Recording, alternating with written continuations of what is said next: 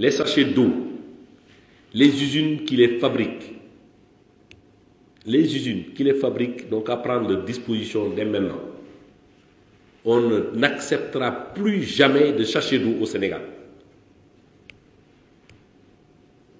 Au bout de 3 mois, on n'acceptera plus de production de sachets d'eau au Sénégal. 20e numéro de votre émission études et analyse di amee fii ci On en parle ak Gandiol TV ñu leen di nuyuwaat di saafonte waat ak yéen te di leen jaajëfal ci topp gi ni ngeen déggee kàddu yooyu nga xam ne moom la ñu dégg léegi muy wax ci li nga xam ne moo di sachet d'eau yi nga xamante ni mooy mbuusu ndox yi nga xam ni moom la ñuy naanee moo xam danga ko jënd fukki dërëm wala juróomi dërëm ngir war koo naan loolee la wax ni fii ak li nga xam ne moo di ñetti weer dootuñu nangu koo xamante ni mu ngi koy jëfandikoo ci dëkk bi loolu nag mu concerné directement ñi nga xamante ni moo di defarkatu ndoxu sachet yi mooy usines yi nga xam ne ay usines la ñuy doon yuy fabriquer ndoxu sachet mu bari lool ci li nga xam ne moo di askan wi ñu di ko jëfandikoo ci fu bari ci réew mi am ci côté yoo xamante ni sax ci biir réew mi ndox yooyu la ñuy jëfandikoo ndax ndoxu forage yi nga xam ni moom mooy nekk ci seen dëkk du jàppandi lool ci ak set wala yu mel noonu ba tax ñu di ko naan mu mel ni bu ñu nee mbuus yi dañoo tere woon xaj na mbuus yi waxoon ni nga xamante ni noonu la war a mel ak itam noonu la war a am ci ay critères ngir ñu mën ko tere waaye loolu bi mu amee tere nañu ba tere yu bari waaye àgguñ woon ci yi nga xamante ni moo di mbuusi ndox yi ginnaaw bi nga xamante ni nag ku mel ni Imam Dame Ndiaye àdduna ci mbir yu mel noonu ci la ñu déggaat ñi nga xamante ni ñoo yore wàllum tere gi daal di tere li nga xamante ni moo di sachet d'eau yooyu di joxe nag délai boo xam ne bu gàtt la mu mel ni kon ci mbir mi ñun liñ ci gis mooy dafa ñàkk sérieux mooy li nga xam ne moom la njëkk a tere ci ay mbuus dañ ci def ay études yoo xamante ni permettre na leen ñu déterminer li nga xam ne moo di critères yi nga xam ne moom la ñu war a sukkandiku ngir ne mbuus yi ñooy lor ci li nga xamante ni moo di environnement bi ak yeneen waaye nag bii dañoo gis ne ñetti weer la ñu joxe délai te étude bi daanaka booy seet matul ndax ginnaaw bi nga xamante ni Imam Dame génn na wax ni booy seet mbuus yi nga xam ne moom lañ terewut moo leen gën a sonal ñoom it dañoo ànd ci wax ji directement rek daal di koy jël nag jéem ko boole ci li nga xamante ni moo di loi bi tere jëfandikoo mbuus ba pare joxe ko ci délai bu gàtt boo xamante ni bu ñetti weer la ba tax kuréel yi nga xam ne ñoo ko seq muy ñoom ci boppam ñi nga xam ne ñooy tere di jéem a gis ki nga xamante ni moo di Serigne Mountakha ñi nga xam ne itam ñoom ñoo yëngu ci mbuus yooyu di liggéey ci usines yi jéem a gis ñoom it Serigne Mountakha mu mel ni mbir mi léegi nekk loo xamante ni guerre verbale la boo xam ne kenn ku nekk yaa ngi fexe noo convaincre sëñ bi ba sëñ bi joxe ndigalul ñu ànd ak yow loolu mu nekk loo xamante ni lu xaw a doy waar la mu mel nag bu fekkente ne état dafay jóg ci yu mel nii li mu war a njëkk a def mooy étude bu leer bu wér ci li nga xamante ni moo di yëngu parce que ndox mi bu ñu ko doon tere bu fekkonte ne objectif bi mooy est-ce que ñu ngi xool hygiène bi est-ce que ñu ngi xool normes yi nga xamante ni noonu la ñuy jëfandikoo ndox mi loolu moo nekkoon priorité d'abord xool usines yi nga xam ne jaaruñu ci charte yi nga xamante ni moom la ñu digle ngir cetaay gi ak yu mel noonu ñu wax ak ñooñu ba pare buñ ci pare itam ba nga xam ne ñii nag am nañ autorisation bu leer ci ne kat ñoom hygiène bi ak xeet yu mel noonu yëpp mat na ci fi nga xamante ni moo di seen usine bi ñu door a nag jëflante ak ñoom ci beneen mooy comme dañoo bëgg ndoxu sachet yi jóge fi waxuñu ndoxu sachet bi waaye sachet bi ci boppam ngir sànni gi ak taqal gi ak tilimal gi ak yàq environnement bi jóge fi xaj na loolu moo tax ñuy wax ci côté boobu. léegi su fekkente ni loolu la demee nag ñu door a teg nag li nga xam ne moo di ay alternative yi mooy lan mooy su fekkente ni da nga ne mbuus yi ñoom ñooy yàq wala xeet yu mel noonu nga wutal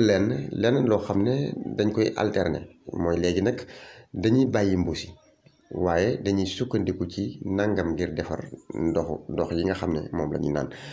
léegi nag bu ko defee ba tegal leen alternative yu mel noonu yoo xam ne dinañ ko mën a jëfandikoo ngir di ci def ndox mi su boobaa nag ba nga xam ne loolu nekk na sur place ñu leen nag léegi ku jëfandikootul lii dinañu dal sa kaw su boobaa nag képp koo xam ne sanctionné nañ ko dinañu xam ne liñ ko sanctionné jaar na yoon. donc loolu mooy wane ne précipitation am na ci mbir mi maanaam ak yàkkamti ak gaawtu ci li jëm ci wàllum état bi ak li nga xamante ni moo jëm ci wàllum tere gi ak li nga xam ne moo jëm ci wàllum mesure d'accompagnement yi nga xamante ni moom la waroon àndal. beneen bi si topp nag mooy itam ñi nga xamante ni mooy ñiy jaay ndox li ñuy lay itam nekkul aw lay. am na ñoo xam ne dañoo leb banque am na ñoo xam ne dañoo fayagul banque wala nangam loolu du aw lay. li nekk aw lay mooy ñoom ci boppam ñoo war a gisee ci seen biir xool ay alternative yoo xamante ni dañ leen permettre ñu continuer di exercer li nga xamante ni moo di seen métier te duñ ci am benn problème. mooy kon jot na ñaari kuréel yi nga xam ne ñoo seq mbir mi mooy kuréel bi nga xam ne moo féete ci wàllum état bi ak kuréel bi nga xam ne ñoo féete ci wàllum ndox mi ñu toog ci seen biir kuréel gu ne toog ci biiram ba pare waxtaan ci mbir mi proposer ay solution ci mbir mi door a génn nag ñaari kuréel yi tase bu ñaari kuréel yi tase kenn ku nekk li nga jàpp ne solution la nga wax ko sa moroom ñu échanger maanaam weccoo li nga xam ne moo di xalaat yi ci mbir moomu bu ñu weccoo xalaat yi ci mbir moomu ñu seet la ca gën a baax la ca gën a rafet la ca gën a yenu maanaa la ca gën a méngoo ak yoon ñu doxal loolu su boobaa kon li jëm ci wàllum ndox mi des na ko régler une bonne fois pour toutes. ba ci topp nag mooy nañu sont ci li nga xamante ni moo jëm ci côté hygiène bi maanaam wàllum cet gi nañ jëm ci wàllum cet gi daal nañ ci góorgóorluwaat bu baax ci wàllum ndox mi bu ko defee ni nga xam ne noonu la ñuy construire usines yi ak ni nga xam ne noonu la ñuy entretenir li nga xam ne moo di matériels yi ñu mën ci jariñu bu baax a baax. loolu dañ ko doon def ci li nga xamante ni moo jëm ci wàllum ndox mi ñu ñëw ci sunu deuxième point incha allah. L'histoire du président Macky Sall avec le peuple sénégalais n'est pas terminée parce qu'il nous convie à l'émergence pour 2035 et il nous amènera à l'émergence par ses idées, par son amour pour le pays, un amour sans limite parce que l'histoire est encore avec nous en 2035. C'est là le premier message que je voudrais lancer aujourd'hui du haut de cette tribune à Guédiawaye parce qu'il est venu l'heure du travail et de la consolidation du travail, le temps de l'action depuis 2012 et cette action il nous faut la saluer, mais la saluer de manière qualitative autour d'un sursaut autour du président de la République pour qu'ensemble avec les forces vives du pays il continue à produire et à travailler pour le pays au grand bénéfice et au bénéfice exclusif de notre peuple, le peuple sénégalais. muy yeneen kàddu yoo xamante ni mu ngi jóge ci Boun Abdallah Dionne moom muy xamle lu jëm ci wàllum nguur gi di wax ci pacte wala diggante Macky Sall bi nga xam ne moo fi nekk président de la République ci Sénégal ne li nga xam ne moom la seq ak sénégalais yi jeexagul 2035 la jeex 2035 mu mel ni Boun Abdallah Dionne nag léegi mu nekk saltige doon naa ko woowee sax saltige Dionne li tax ma ko doon woowee saltige Dionne itam ba léegi jógu ci mooy waxoon na ci candidat yi juróom yi ñu war a doon yemu ci wax ci pourcentage bi nga xamante ni pourcentage la bu état bi war a am ci élection yi ba pare ñuy waxaat muy wax yi 2035 mu mel ni li xel di gën a xalaat ci wet gi wala li nga xamante ni moom la ñuy gën a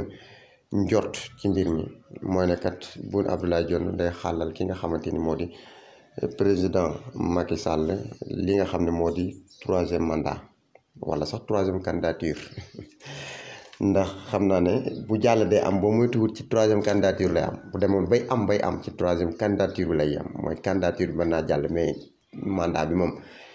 jeexal na ko te ñaari at ci la war a yem may wax nag ni Macky Sall ak nu ko gars yi mën a interpréter naan way dafay wax ni état continuité la et cetera loolu du benn lay boo xamante ni dina mën a interpréter waxi Boun Abdallah Dionne gi Macky Sall faluñ ko pour 2035 pour mu leer Macky ñun faluñ ko pour 2035 dañ ko fal pour un mandat de 5 ans Macky dañ ko fal pour un mandat de 5 ans maanaam juróomi at ginnaaw bi nga xamante ne fexe na ba lijjanti ne juróom-ñaari at yu njëkk yi moom noonu la ko mënoon defee juróom-ñaari at rek la mënoon doon juróom yi nag lay door a démarrer mu nekk ci deuxième mandat kon juróomi at lañ ko fal programme bépp bu muy def ci diggante juróomi at lañ ko defloo mën na nag sumb yoo xamante ni ci li nga xamante ni mooy biir juróomi at yi mu àgg ci ginnaaw juróomi at yi waaye boobaa diggante Macky Sall ak réew mi mais diggante état Sénégal la ak réew mi képp ku ñëw fekk fi loolu da koy continuer waaye bu boobaa mandat bi nga xamante ni moom lañ waxoon ne ko nañ ci liggéeyal nangam jeex na moom day dem seeti leneen sénégalais yi fal keneen ki nga xamante ni moom la ñu wóolu ci seen mbiri bopp kon nag Boun Abdallah Dionne wax jooju waxi kasaw la beneen bi si topp mooy mbirum troisième mandat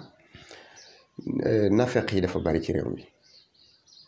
te itam ñi nga xamante ni ñoo séq yoon ñu ci bari duñu wax dëgg seen bopp la ñuy nekkal ci li nga xamante ni moo di mbir mi dinañu mën a wax ne kat président dina mën a déposer li nga xam ne moo troisième candidature am nga ne ko foo ko teg en tant que juriste ñeme na laa wax ne la parce que mandat bu njëkk bi bokkul ci mandat yi parce que boobu noonu c'était un mandat de 7 ans boo xamante ni bokkut ak li nga xam ne moom la référendum bi jël en compte li référendum bi jël en compte mooy mandat de 5 ans léegi nag après référendum bi benn mandat la amagul muy 5 ans yi nga xam ne moom la nekk di exercer kon des na beneen mandat boo xamante ni de 5 ans la pour mën a am 2 mandats consécutifs et cetera ñeme nañoo lay loolu parce que ñu ci bari seen droit ni ma koy waxee dañ koy mise à jour pour lan lépp loo xam ne dëppoo na ak seen poste dëppoo na ak seen luy niinal seen ceeb ñu taxaw ci défendre ko mais ma di la fàttali rek comme ni ma la ko daan fàttalee que ni wàllum troisième mandat nekkul mbiru interpréter ay loi nekkul mbiri droit nekkul mbiri texte nekkul mbiri juriste ak procureur rek conseil constitutionnel ak yooyu du mbir mi troisième mandat du foofu jurisprudence la boo xamante ni yaa ko fekke teewe ko xam exactement li xewoon ci mbir moom bi ko Abdoulaye Wade bëggee def ci réew mi nga wax ca sa wax ju rëy ja ànd kook askan wi ba xam nga fa mu mujj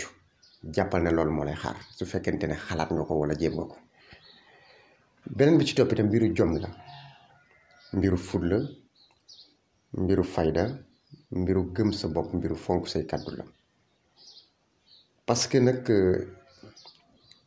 mujj gu rafet moo gën lépp loo gis tudd ay moo yu ngeen def liggéey nañ nangam wax nañ nangam kii nañ nangam def nañ fi nangam andi nañ fi nangam ñoo fi samp teer ñoo fi samp loolu du dara gis nga mujj gu rafet moom solo te soo bëggee génn réew mi génn gu leer gu set wecc goo xamante ni du am benn contestation bu yeboo nga góorgóorlu ci dindi li nga xam ne moo di xalaat troisième mandat ci sa bopp parce que nag mën nañ laa nangul su fekkente ne manque d'autorité la ba mënuloo tënk mënuloo clarifier ñi nga xamante ne yaa leen di liggéeyloo te fal leen ñuy say ministre ba soo waxee baatu waaw ñu rajax-rajaxi kenn ku nekk def lu ko neex te doo ci man dara bu dee manqué nga autorité bu toll noonu mën nañ laa nangul nga bañ a wax waaw nga bañ a wax ne doo présenté wu bu dee nag itam dangaa ragal opposant yi boo nee danaa présenté wu ñu teel a dal sa kaw nga teel a ñàkk nguur gi wàcce la boobu itam ragal la ñu ngi la koy jégal di jox dig daje ci beneen numéro wasalaamaaleykum wa rahmatullahi taala wa barakatuh